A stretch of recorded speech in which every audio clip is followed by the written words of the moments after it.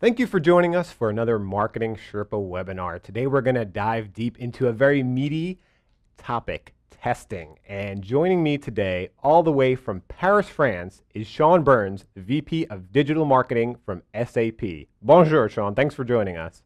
Hi, Daniel. Thanks. Happy to be here.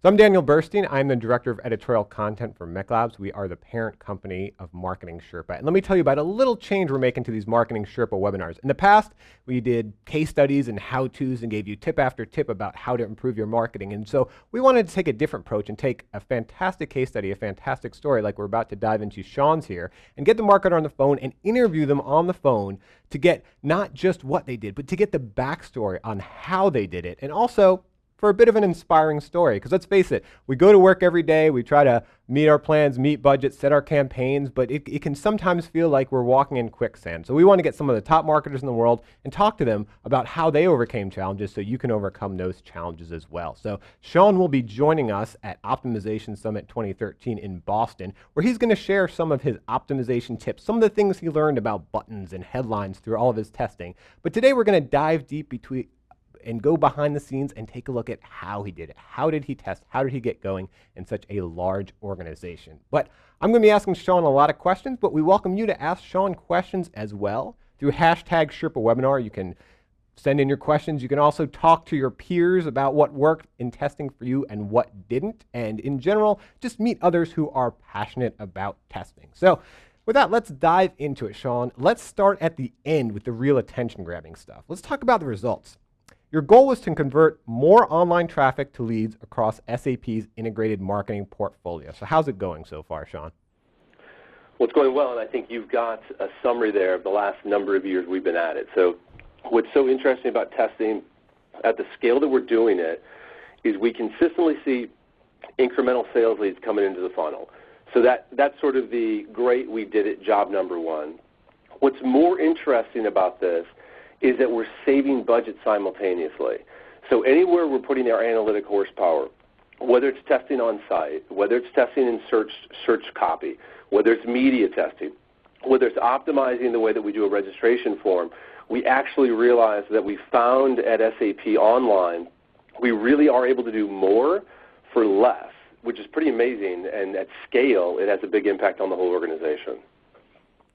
So there's some beautiful marketing efficiency there, and those are some high-level numbers. But from all those tests you've run, can you give us a sense of which tests are the most effective for you? Yeah, let's talk through this because this is really interesting. There's definitely some B2B marketers out there. We obviously live and die in the B2B space. We have a long sales cycle. Our goal is always to generate a lead, and ideally a hot lead that we can pass to our sales organization and have them eventually convert into a revenue relationship with SAP. So where do we start? Well, not surprising if you go far left. We start with registration forms on SAP.com, in our campaigns, from search campaigns, from online media. Our moment of truth is a registration form. It's when we're asking a prospect to identify themselves and to take the next step with SAP, either requesting a bit of marketing collateral, requesting a sales appointment, requesting an online chat. It's a huge moment of truth for us in the B2B space, and we start the testing there. And immediately, and this is also a story about doing no testing, right? If you start from zero and you do no testing, you immediately see pretty dramatic lifts, and you can see the lifts in terms of just registration and form focus. So then you step up, and we start to play around with design and layout. What's the layout of the page? How many boxes? How much content do we show? And, of course, the elements everybody likes, which are the pretty pictures, the colors we use, the colors on the buttons, the imagery, the graphics, on and on. So all of a sudden you start to see even better lifts. But then you get into what for us was an aha moment.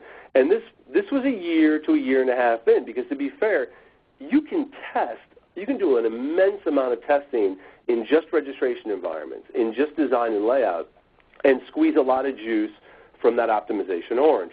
But when you go into content and offers, something blew us away. And of course, the rectangles here aren't to scale, so I'll call it the numbers. We're seeing up to 7 to 8 times conversion improvements when we test content and offers. And, we've all heard content is king. I've probably said it a million times myself. All of a sudden in our live environment, we realize just how important it is.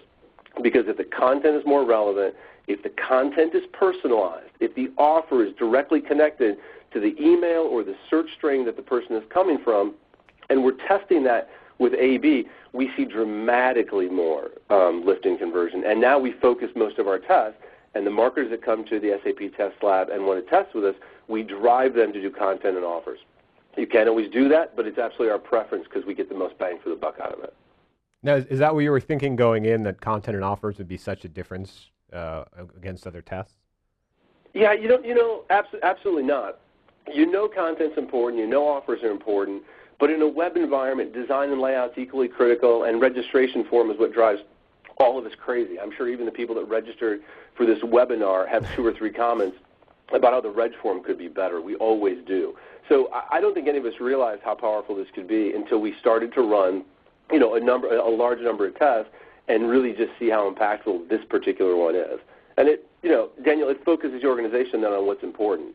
So we can always make reg forms better and faster and quicker, but all of a sudden, bingo. Let's now focus on the things that really make a difference. Better content, more diverse content, more personalized content, et cetera.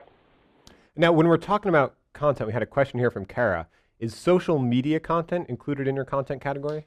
Absolutely, absolutely, and that's a huge question for us. We have a really big, bold objective on our corporate website because we believe the best content can come from anywhere. We're chasing a target to have half the content on our corporate website derived from third-party sources. And I'll just say that because we're saying that publicly because it is such a crazy, scary, like, oh my gosh, but it also makes a signal to how different things are. So much of the conversations are happening outside of manufacturers' websites, outside of corporate websites, and so we're trying to pull in social content directly into our corporate web experience, and it's absolutely part of the testing. Excellent. We got a great question from Jeremy and Sean. I'm going to ask you not to answer it yet because we're going to get to it later in the webinar, but I want to let people know what we're about to talk about. He says, how do you organize the results of all the tests so you can easily look back to a testing knowledge library? And that's one of the really impressive things Sean did. But let's start at the beginning, Sean, before we get there. And I wanted to start in talking about you. As with any marketer in their marketing career, I feel like they learn about what to do from previous jobs they've had. So, of course, his story didn't just start at SAP. When I was looking you up on LinkedIn, I saw that you worked at Wunderman first, which, of course, is a legendary direct marketing agency. And, in fact, my first exposure to testing and direct marketing was through Lester Wunderman's great book, Being Direct. So I wanted to know, what did you learn at Wunderman that you then took to SAP that helped this effort?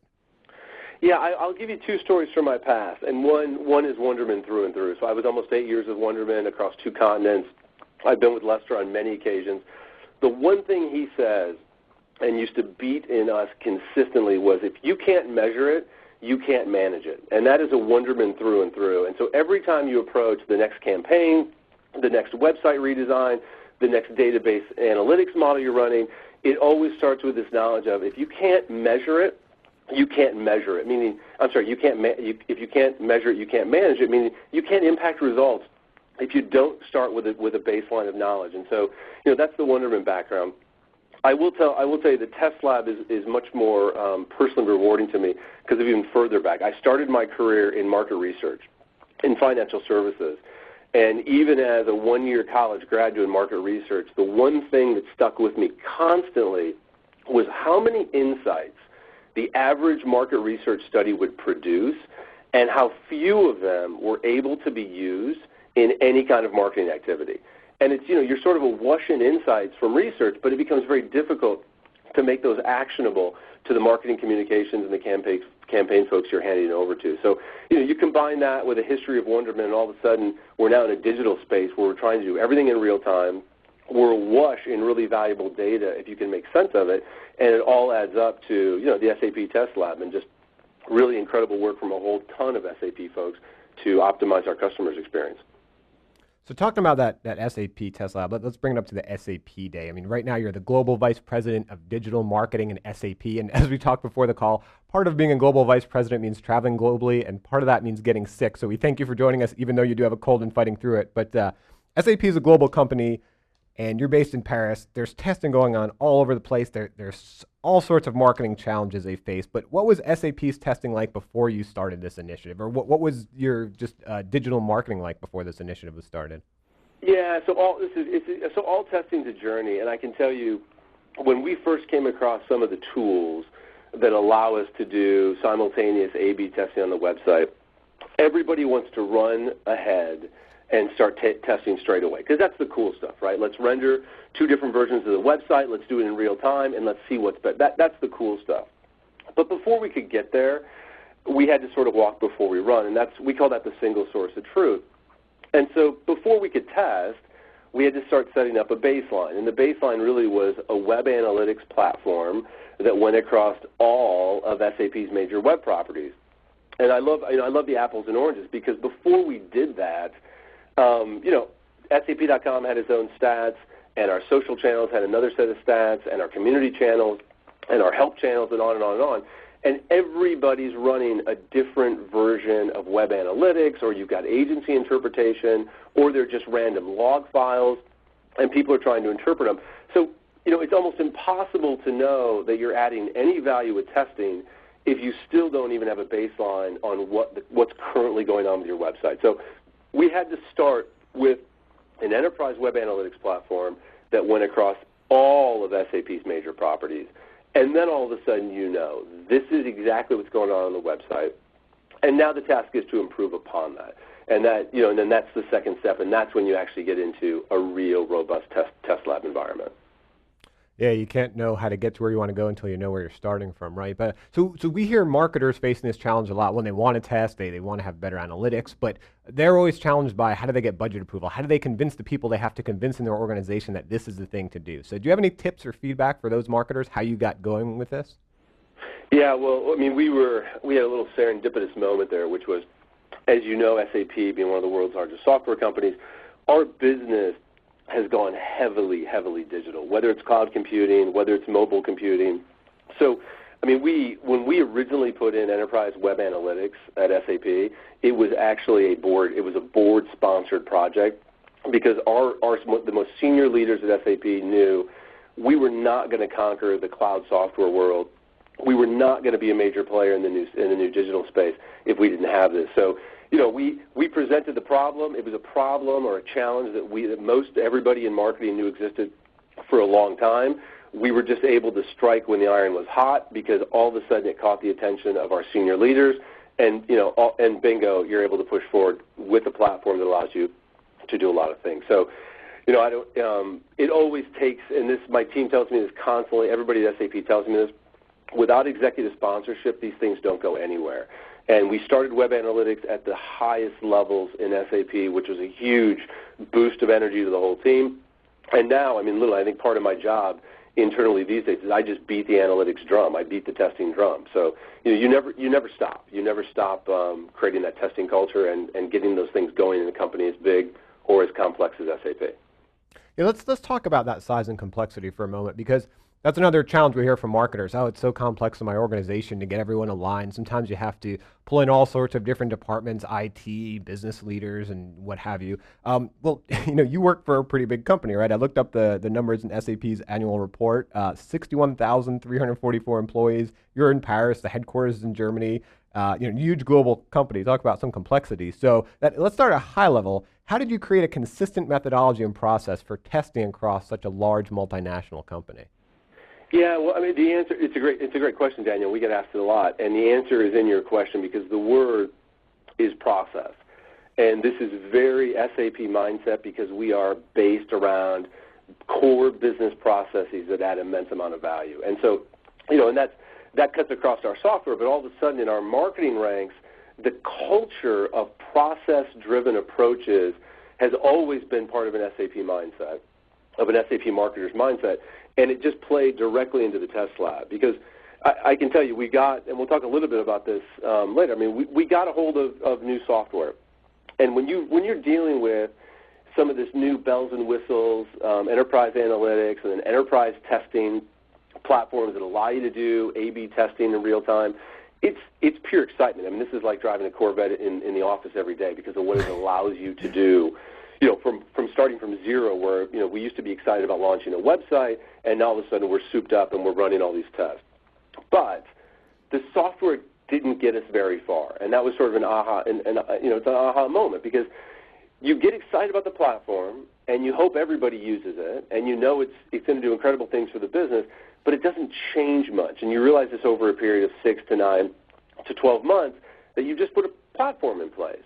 And so all of a sudden you start to realize you have to put the process components, which is what is a test? What does a test even mean, right? What's a relevant thing that we can test? How does somebody request a test? Because, I mean, we have a couple of thousand marketers at SAP, and every one of them has a ton of great ideas about what they want to test. So how do you define a good test? How does that person request a test? How does it get prioritized?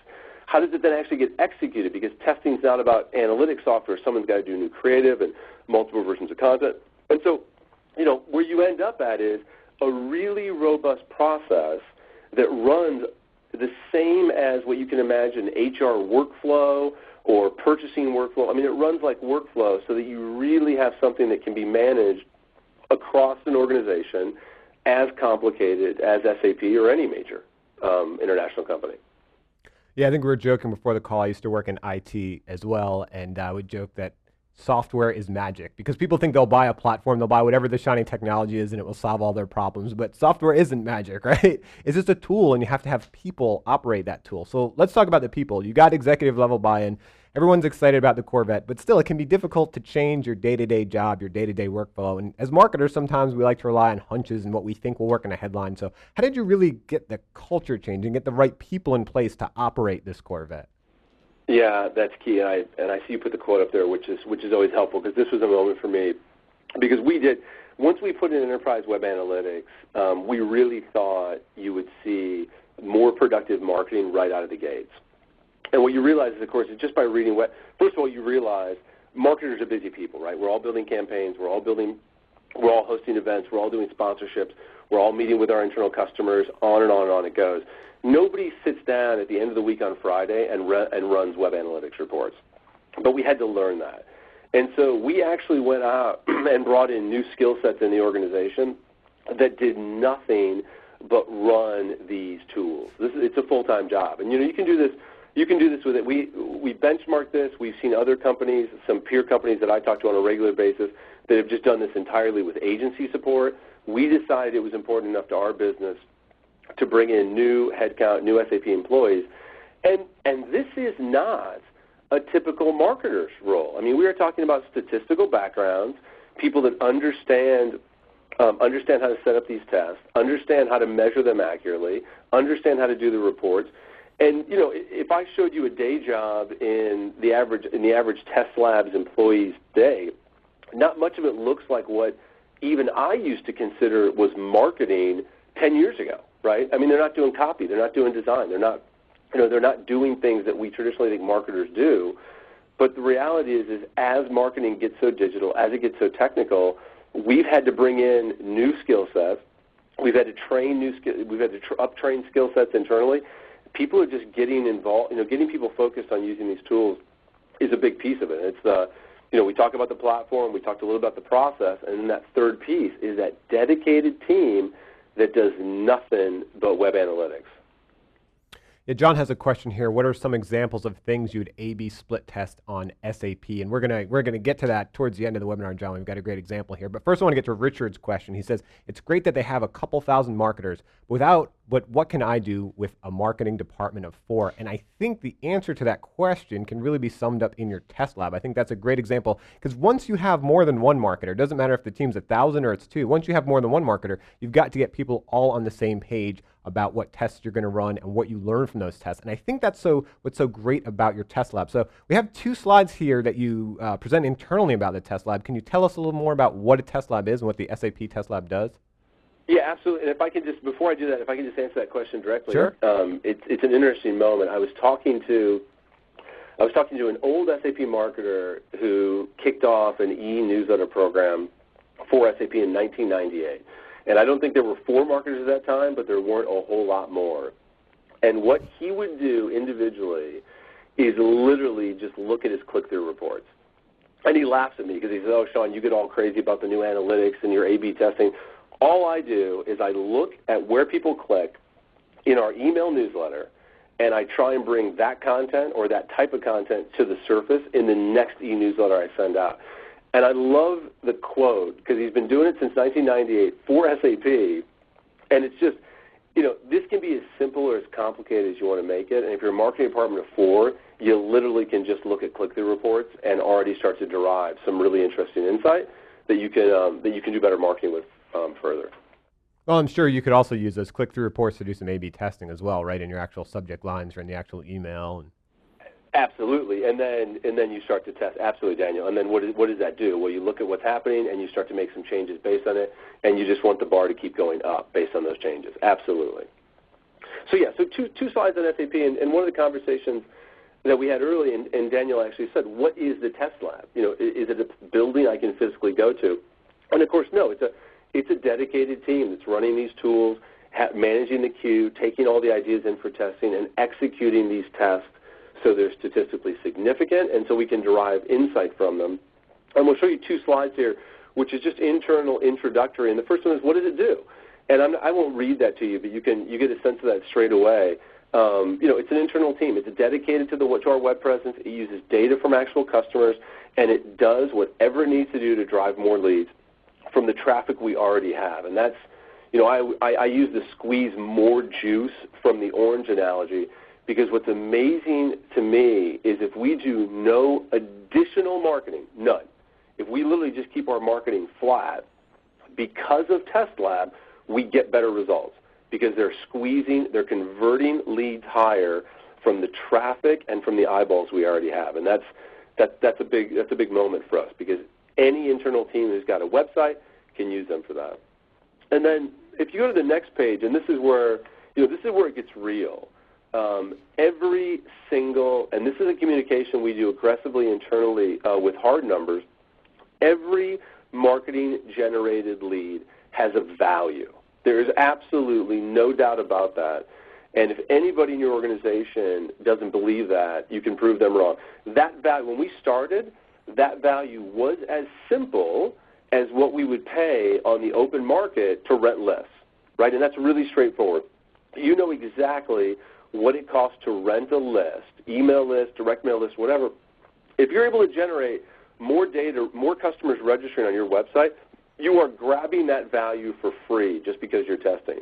And now, of course, we're a little bit more advanced than that. And we know, just because of linkage to our own sales pipeline, that every incremental lead we generate actually has revenue value. And that's after a number of years doing it. But it's a wonderful place because it gets very real very quick if you always bring testing back to the quantifiable value of those leads. And I think this really ties into Jeremy's question about how you organize the results of all the tests so you can easily look back to a testing knowledge library. I thought it was really interesting when we were talking about the test lab. You said, hey, there's some tests when you get the requesting to test, you don't even test it because you've tested it enough that you know the answer. So can you tell us some about that, about really how you bring all that knowledge together and then share it with the entire marketing community within SAP?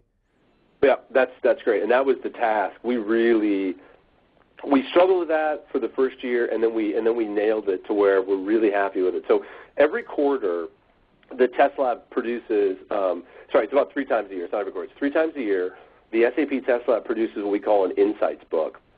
And what that is, and actually the slide we showed at the beginning was the aggregate summary of the tests for the last 12 months across forms and content and design.